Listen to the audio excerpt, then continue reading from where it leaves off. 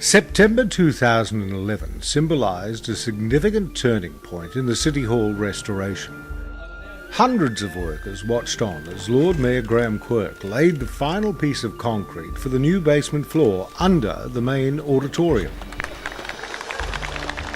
I want to say to each and every one of you that you have done an outstanding job in this project. This time next year we'll be seeing the starting of the moving back in of City Hall, and that will be a very momentous day. City Hall closed its doors for an extensive repair and upgrade in January 2010. And as we approach the third and final year of this historic restoration, let's take a look back at some of the highlights, starting right here in the Main Auditorium. The restoration got off to a spectacular start in January 2010 when the Father Henry Willis organ, of which there are only 2 in the world, was carefully dismantled. Inside an off-site workshop, all 4,747 pipes are now undergoing a delicate and detailed restoration.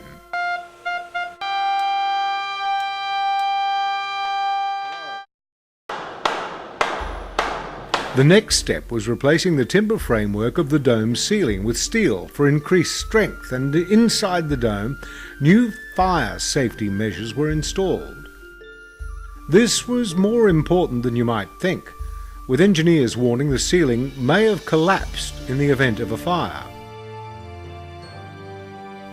And while they were up there, acoustic engineers made plans for a new ceiling surface which they hope will solve those acoustic problems once and for all.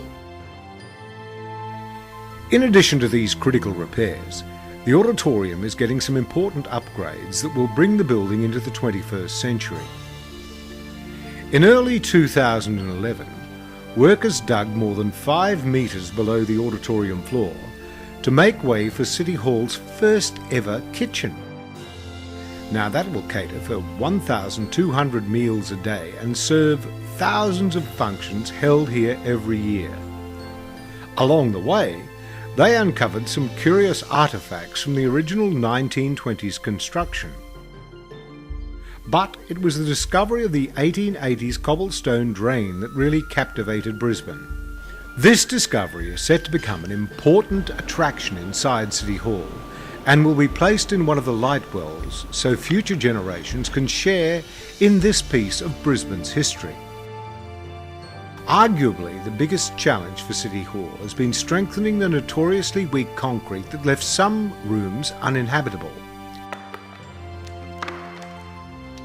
Over 300 concrete samples were extracted from structural columns and beams throughout the building, and in some places the concrete was found to be 60 times weaker than modern concrete.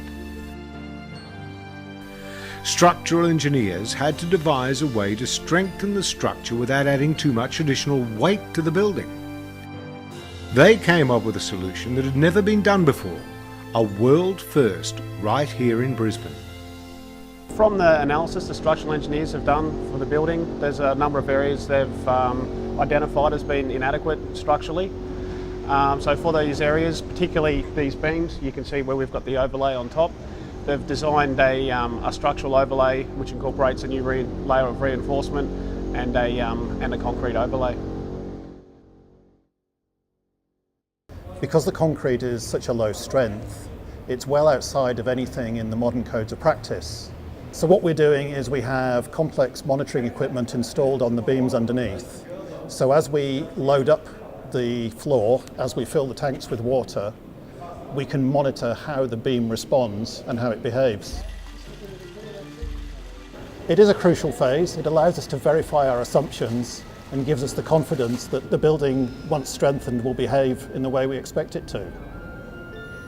So what else is in store for City Hall?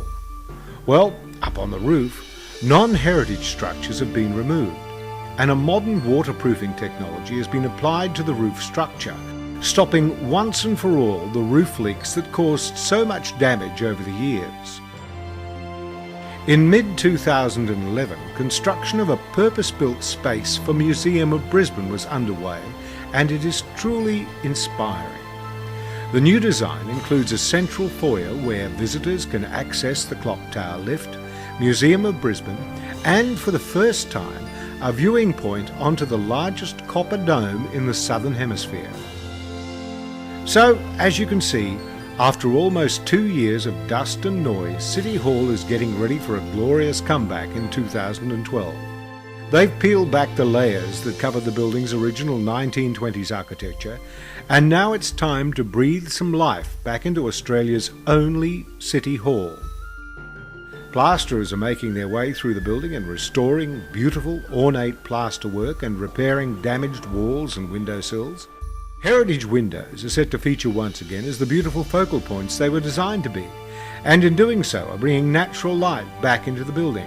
And the original timber floors have been restored and are coming back into the building now that the strengthening works are being completed.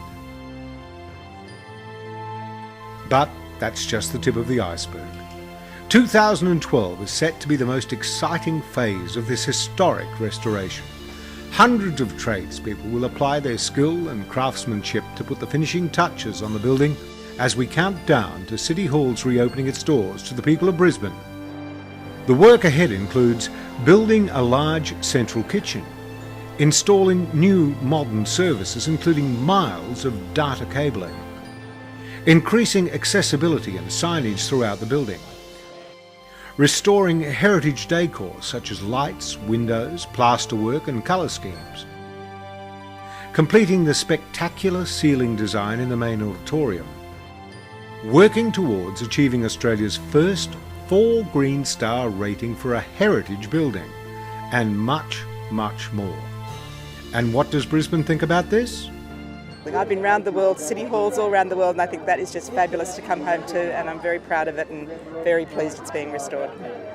For me personally, it is a very, very good project that's happening.